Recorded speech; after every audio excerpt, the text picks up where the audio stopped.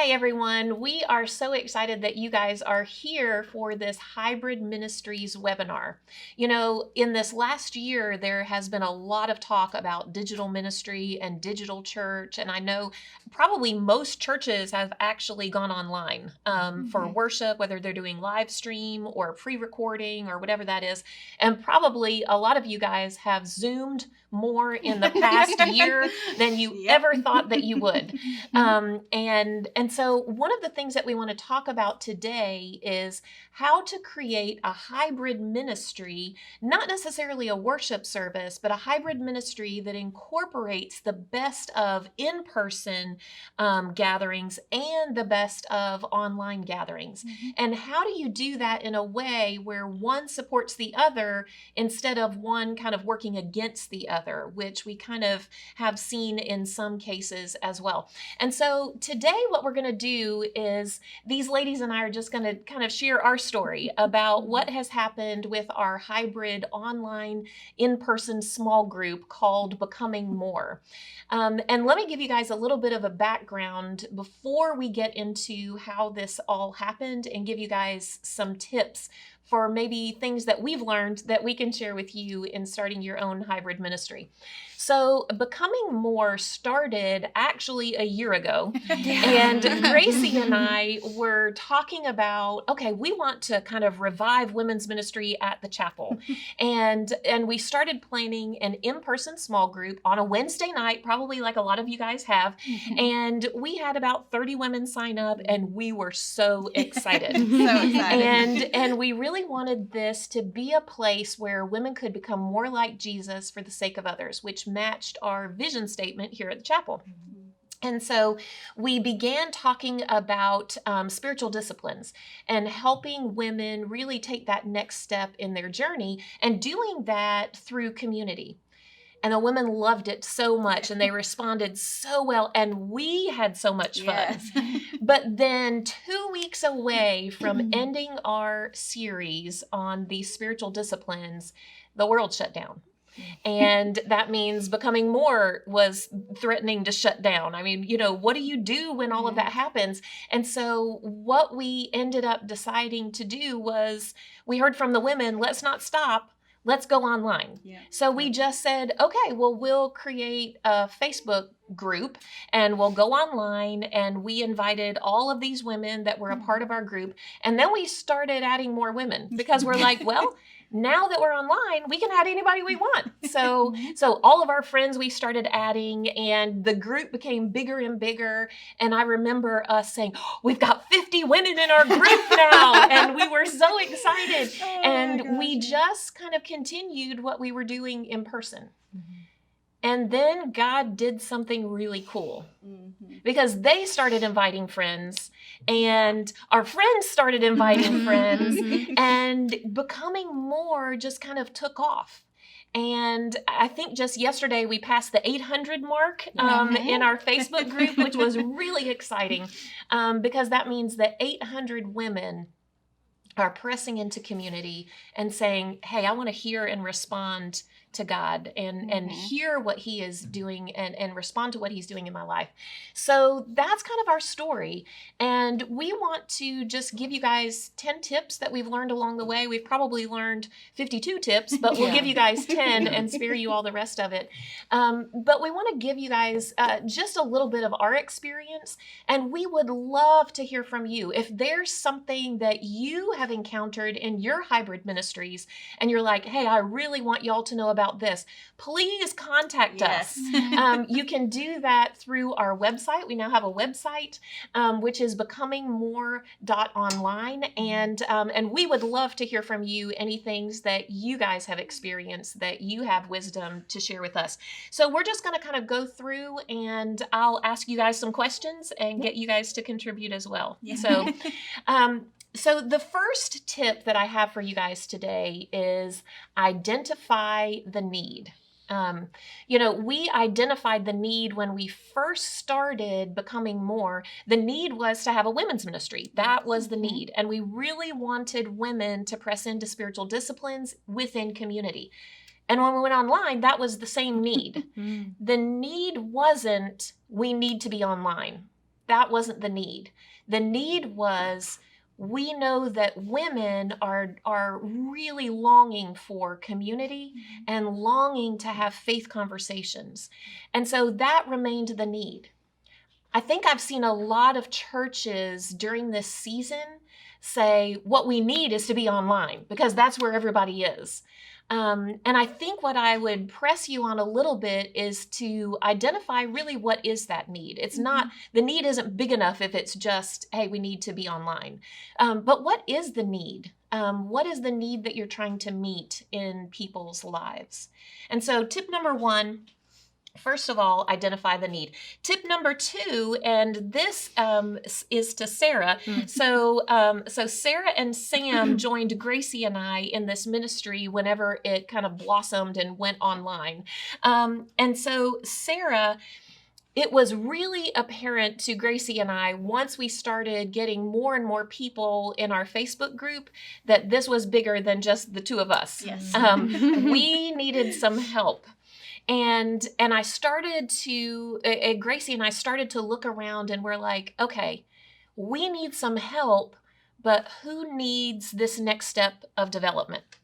So we wanted it to be a win-win. And immediately we thought Sara and Sam, because they are a part of one of our Effingham campuses. And both of us had kind of had our eye on the two of you saying, hey, God's doing something in your lives. And we want to pay attention and we want to foster that. Yeah. So as you guys look at trying to do hybrid ministry, digital ministry, really any ministry, it's not something that you want to do alone. It's something that you want to do as a team. So Sara, as you think about all that's needed in particularly a hybrid ministry space where you're in person and digital, what are some roles that you think are most important for them to keep in mind as they're recruiting people for their leadership team? Yeah, I think, first of all, we're very grateful and thankful that you invited us to go along with the Becoming More journey with you guys. But I think kind of what we already know in ministry, you know, everybody has different gifts and different talents, and it's really important to find people that thrive in those areas that can help you along establishing your mission and your vision that you have for that group. So Gracie is incredibly talented and gifted in our graphics and doing our online things and our social media posts. I've been blessed to help out with our worship and some admin stuff. Sam is an incredible coordinator with our small group leaders that we have, which is really important with a hybrid ministry since we are so scattered. And Anne is our lead writer on all things in our curriculum and our devotional material. And we've all had the opportunity to do some of the devotionals and things that we put on our social media pages as well. So I think that's it, knowing that you work better together than trying to conquer it with just the two of you. And then that spreads the blessing as well. So I know that we both definitely have been blessed by this opportunity to be on this team and just to kind of see it spread like wildfire. Yeah. So, and we're not done developing this team. No, yeah, exactly. So we just recently have identified, a tool that we haven't leveraged well is Instagram. And so we've just brought Bailey on to help us with our Instagram, and she has just blown it up and just improved it literally from the first 5 minutes she was on the team. She just went to town. So this is an ever-changing, ever-growing team, and I'm so thankful for that. So, Gracie, one of the things, as one that kind of was there from the beginning, one of the things that we learned is that it's important to start small. This is going to be tip 3, start small and scale fast. I think that when you look at where Becoming More is today, the temptation for anybody looking at that would be, oh, well, I don't have 4 people on a leadership team, and I don't have this, and I don't have this. I mean, how do you start with, I don't have a website, and I don't have curriculum, and I don't have an Instagram, and I don't have... We didn't start with that. We just started with a Facebook group, and that was it.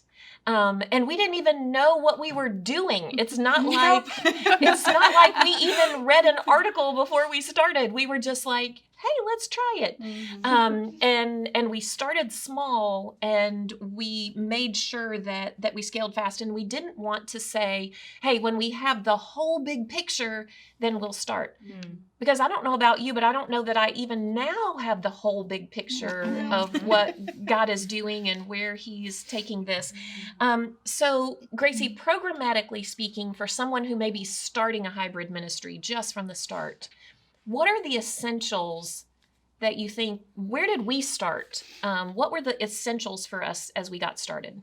Yeah, I mean, like you said, Anne, we started as a small group here with 30 women, and then COVID happened, and we're like, we still want to gather. So we went online with a Facebook group, and, a lot of times we do wait to have all these pieces put together, and we might feel God calling us to do something, but be scared to do it because we don't have X, Y, and Z. But no, just start it, and, if it might work, and it might be very temporarily successful. That's right. But to start it off, I mean, the way that we started in Becoming More, we started with some daily posts. So we, I think when we started, it was close to Easter. So we started the next week kind of with this topic of after Jesus rose, and then just kind of, thematically planned out the weeks. And so we would have these daily posts throughout the week. And then Anne and I would go live one night a week for our small group time, and then it just kind of grew from there. So you don't have to have, we certainly did not have a huge plan of, hey, this is what we're going to do for the whole year. We were like, what should we do next week?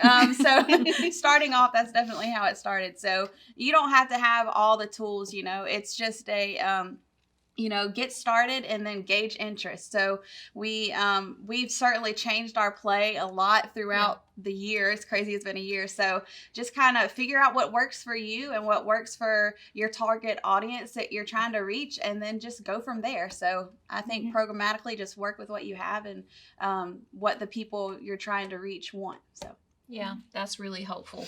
So we started out, like Gracie said, with kind of some individual introspective posts where we were helping people walk through their personal disciplines. And that was done through daily interactions with them in the group. And then we brought them together in a small group.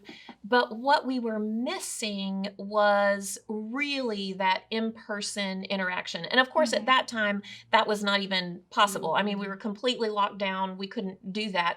But we began to be thinking about, hey, that's what we're missing. We have this virtual community, but what we're missing is the in-person community. And so when we brought Sam and Sara on, we began to dream and think about, okay, God, as things begin to open up, what possibilities does that open up for Becoming More and for the women that are a part of this group? And one of the things that we discovered is that it's really important to train and equip small group leaders who then can develop those closer knit connections with the women.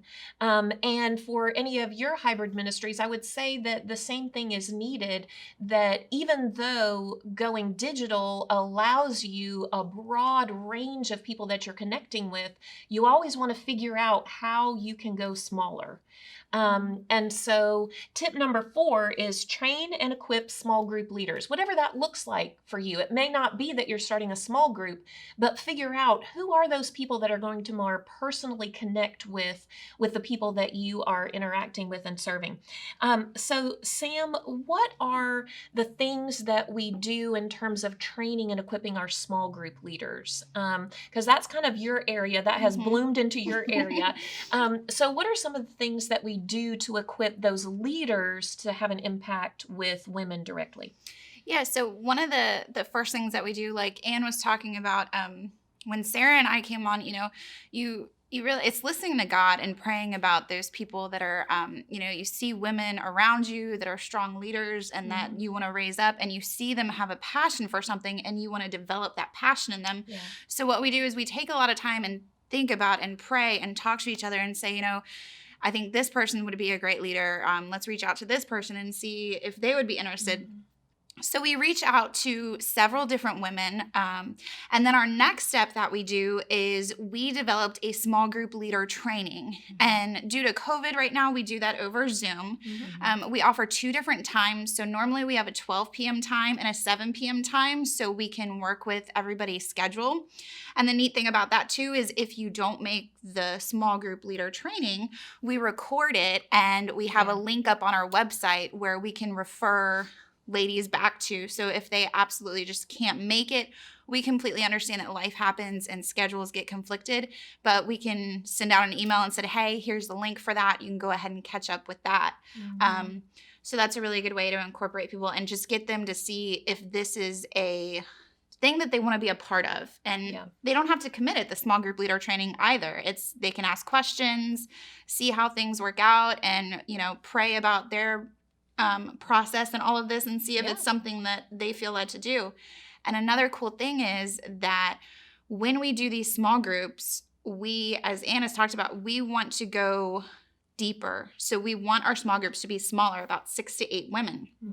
And the neat thing with that is as we do these small groups, like I saw in just Becoming More Peaceful, you see the fire in these women and how they want to have the opportunity to lead. And I know there's many different women that we have now coming up and Becoming More Grounded who are getting ready to lead a small group. And it is so amazing to see how God has worked through them. And I can't wait to see what even happens next after Becoming More Grounded and how it carries out. Yeah. It's been exciting to see how God is working in these women as they move forward and take on leadership roles that many of them were like, I don't think I'm a small group leader. And we're like, yes, you are. Yes. You just don't know it yet. So tip number 5, it's important to know who you're trying to reach. Anytime you hear, we're going online, oh, my target audience is the world, the whole world. No, it's not. If your target audience is the whole world, then you're going to be trying to please everybody and do everything. And you've really got to know, God, who are you calling me to reach? Who is it that you really have put on my heart? Who is it that you've been preparing for this opportunity?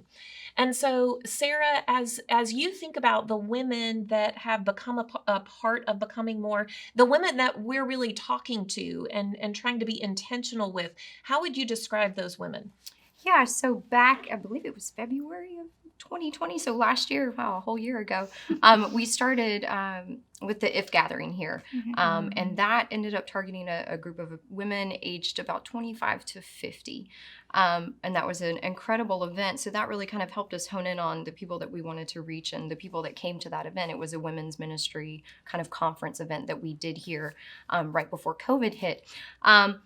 Now, that doesn't necessarily mean that women outside of that age bracket would not have anything to contribute or gain from the Becoming More ministry that we have. It's that we really wanted to target women that were in that age category that were living a busy life, that are raising families, that are balancing families and career or in any assortment of those things. But those are the people that kind of fall into that demographic and the people that we're writing to and reaching to with Becoming More Peaceful and Becoming More Grounded, all of the things that that we're living into as well in our lives as women. So that was able to kind of help us. It's still a very broad focus, but it's just narrow enough to include those people into that category. And it helps us figure out who we're wanting to target to become more like Jesus. Yeah, that's really good. And I love that it's a multi-generational thing, so that women of different generations are speaking into each other, particularly in the group. And we're learning so much from each other, which is so meaningful. So, Gracie, you are kind of our tech tool guru, even though you would say you're not. Bailey also is a tech tool guru, who's not here now. But I think that my next tip is to use the best tool for the job. There are so many tools out there. There are so many platforms out there. And when you look at all that's available, let me speak for myself. It can blow my mind and just like, I don't even Yes. know where to begin, Yeah. right? And you think you need all the equipment and you think you need all the tools and you think you need all the platforms and, let's not just do Facebook, let's do all the books, right? Let's do all the platforms, let's do all the things. And I think what's so important is to identify your target audience and know what tool is best to meet their needs. So if you're targeting teenagers, you're going to use different tools than if you're targeting grandmas, right? So it's really important to know what is the best tool for the job. So Gracie, can you give us, I know that I've given you a very short amount of time, but can you kind of highlight a little bit of the big tools that are available to us and just kind of help us sort through that so we have a little bit of a direction? Yeah, so I'm going to go through them pretty quickly, very briefly, but I highly, highly, highly recommend that you get Nona Jones's book, From Social Media to Social Ministry. Yes. That's her format is what we follow in Becoming More. And so she'll go into, I'm just going to give you, like I said, very brief. She goes into a lot of detail. So if you're looking to start a hybrid ministry and utilize social media, I'd highly recommend you get that book. But so the first thing is you want to determine if you want to get a Facebook page or a Facebook group if you're wanting to use Facebook. So a Facebook page, kind of like what Nona says in her book, is kind of like your front door or your front porch. So you can meet people on your front porch, but to really get to know them and cultivate relationships and build community with them, you're going to have to bring them into your living room. Yep. So the way she describes it is that your Facebook page would be kind of like a front porch, and the Facebook group would be like a living room. And we've seen evidence of that in our Facebook group with the level of sharing that happens in that group. Honestly, it would surprise a lot of people because, women are so vulnerable and open and willing to share their experiences in there. But it's because in that group, we're able to create, that authentic community. So Anne touched a little bit on this, but Instagram. We just started revamping our Instagram. Thank you to Bailey. And so Instagram is super important if you want to try and engage a younger audience. We hear a lot of times that, that a lot of the younger people these days are not utilizing Facebook. So we really wanted to start growing our Instagram platform. So, and on Instagram, a lot of times you want to have things more aesthetically pleasing, excuse me. And so you'll want to have somebody that's got a creative eye to do that. But Instagram's really for when you're wanting to reach your younger people. And then we also utilize YouTube, but this YouTube, at least in our experience, hasn't been a place where we go to have a lot of connection or relationship building or engagement. So YouTube, we primarily use as like a video hub, and you do want to try to gain your subscribers. So like Sam said, if women aren't able to tune in at the time, they can go back to this place and rewatch the kickoff event, rewatch the small group leader training, those kinds of things. So we use YouTube not for engagement, but mainly for like holding all of our video sources and stuff like that. So we also have a website, and this is, again, becomingmore.online. And our website, we use that as kind of like a billboard, like a hub for information.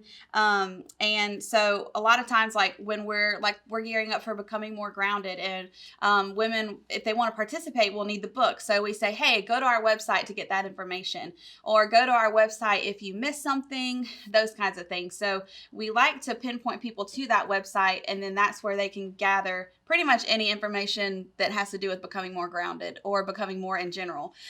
So that's really what we use our website for, is like a billboard. And then a couple more things. We also go live a lot of times in our Facebook group. And there's kind of that argument of, well, do we go live on Facebook? Do we go live on YouTube? Do we go live on Instagram?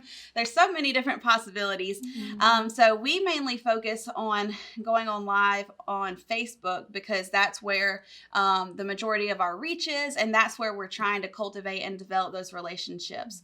When we have like our big kickoff event or our closing event, we also will go live on YouTube so that people who aren't on social media are able to still tune in and join us for that. But the majority of that is going to be on our Facebook page. And a couple more things. We have utilized Zoom in the past for, like Sam was saying, for our small group leader trainings. And we've also tried, so Facebook has this feature of group rooms, I believe is what it's called. But we've seen more success utilizing Zoom rather than the group rooms. They may work for you, but we just haven't felt a whole lot of success in that area. But that is a possibility. And last but not least, emails. Yes.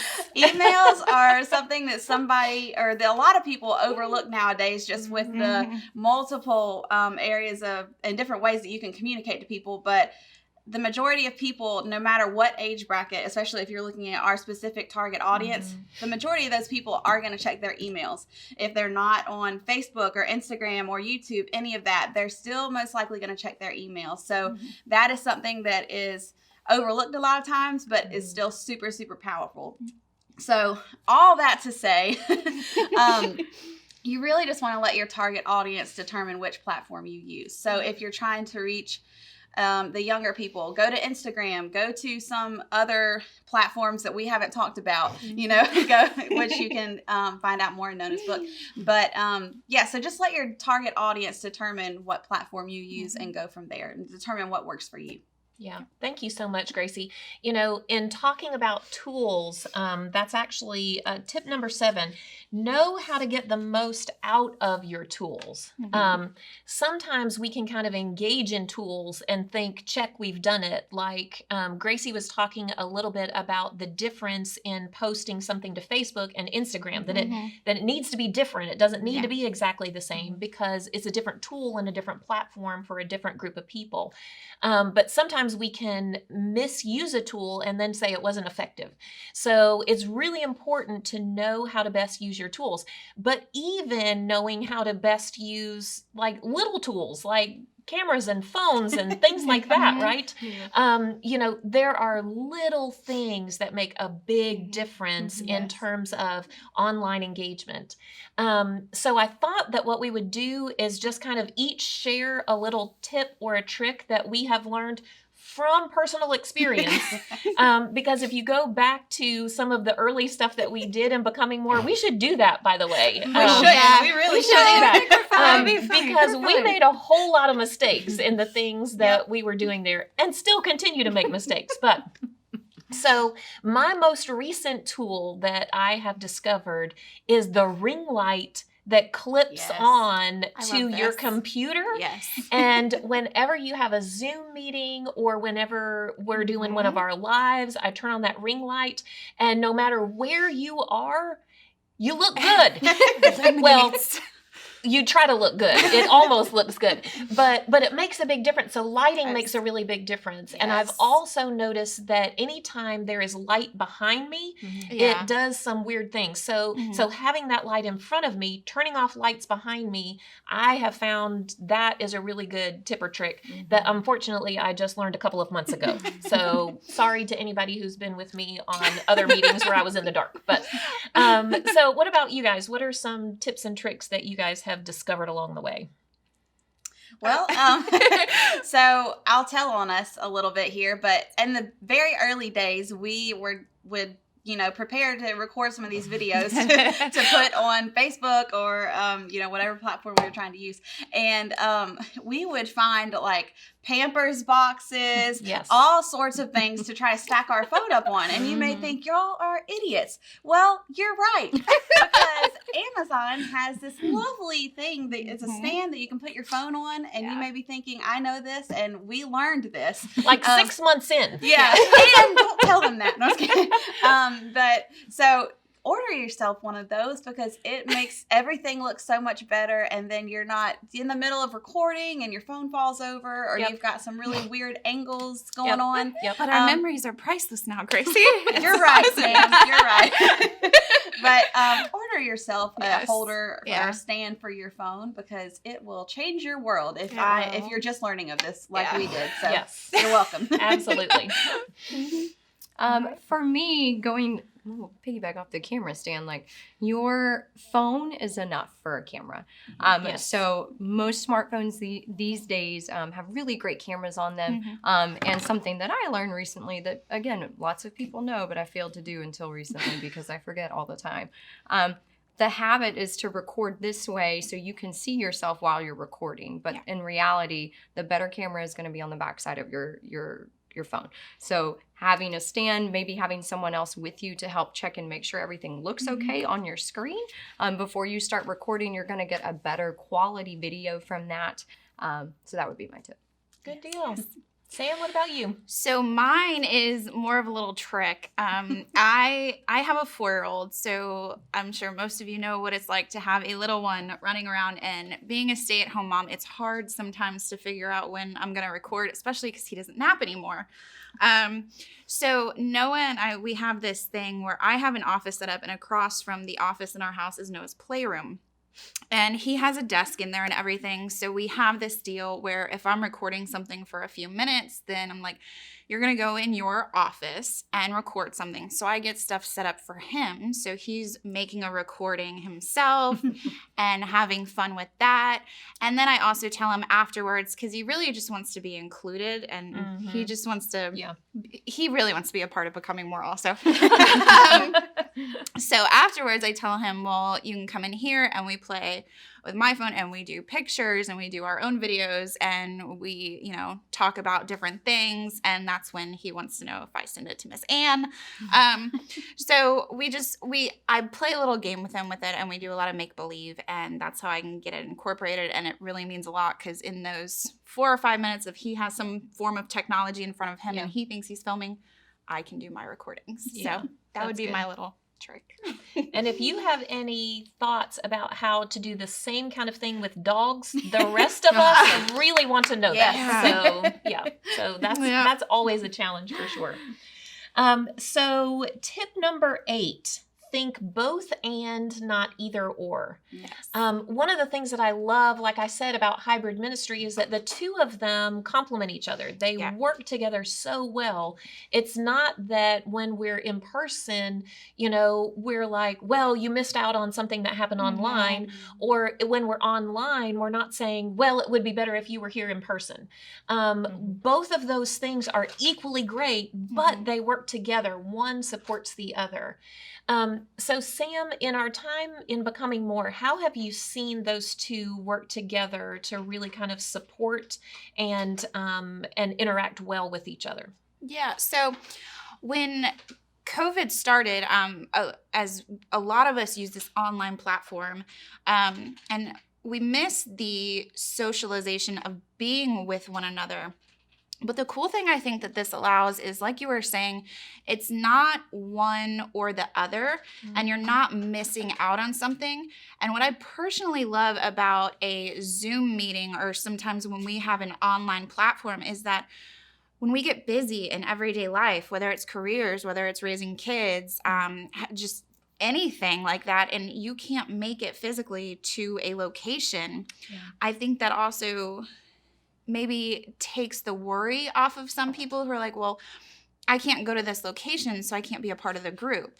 Well, we have this other option of we want you to be a part of the group. And depending on different seasons, even for us, I know sometimes we're going to have a small group in person. Sometimes we may have a Zoom small group. Sometimes we'll have a meeting over Zoom, or, you know, we want to have meetings in person, of course, and retreats and things. But it's definitely not a either or. I think we really like to incorporate both of them and make sure that both platforms or both areas are taken care of well. Yeah. And one of the things that has been so cool is that we've been able to scale this in a way, because those things work together, we've been able to scale this in a way that has been really meaningful for so many women. So we have groups, we have small groups in Tennessee. Yes. And these are groups of women that are coming together, engaging with us online, Mhm. and then in person having groups with their own group leader in Tennessee. And so that's one of the unique ways that we can leverage this hybrid ministry in a way that is uniquely scalable, that other ministries, would not allow. So as we think about hybrid ministries, and particularly digital ministries in this time, in this season, tip number 9 is this: lead with open hands. If 2020 has taught us anything, it is to not hold tightly to things that are working, things that we've always done, things that we think are sure, that we are not to find our security in those things. Right. And that even goes with ministry, and particularly in a digital space. So Gracie, in this season, what does it really mean kind of to lead with open hands in terms of hybrid ministry? Yeah, I mean, online changes way faster than we would like to admit that it does. Yeah. So when you have any kind of hybrid ministry or online ministry, you're going to want to you've got to be willing to be flexible. You've got to be willing to innovate, and you've got to be willing to, change your play. Like I said, we've changed our play so many times, I don't even know. But if you aren't willing to do that, and you hold tightly to, what was or how it started, then it's probably going to have that temporary success that we talked about earlier. So you're going to have to be willing to, be flexible and change with what changes. And it all boils down to, you're going to want to ask God, or listen to God and do what he says. You want to say, hey, God, where are you moving? Where are you creating life? What are you calling us specifically to do? And that's going to be what you're going to want to do. Yeah, that's such a good reminder.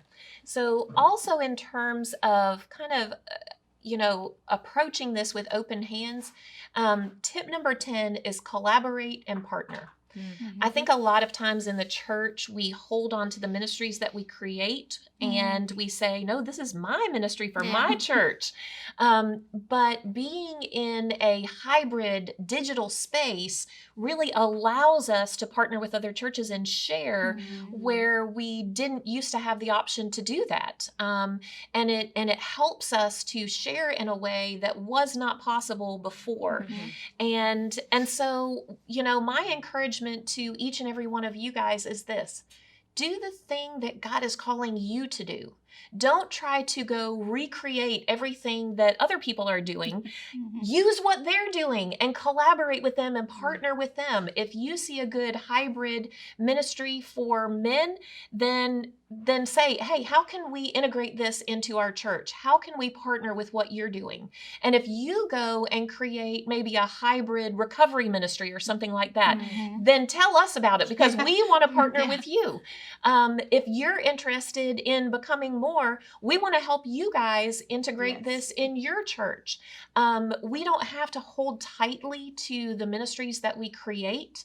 It's so much better if we open our hands and we collaborate and partner together as the larger universal church in accomplishing this goal that God has given to all of us, to reach those who are lost, to reach those who are far from him, and to help people grow in their faith. So thank you guys so much for letting us share with you today kind of the experience of becoming more. It's been great for us to be able to just be reminded of where we've come, and we can't wait to hear from each and every one of you guys about your hybrid ministries and the things that God is doing in what he has you doing in an in-person and digital space. We look forward to hearing from you.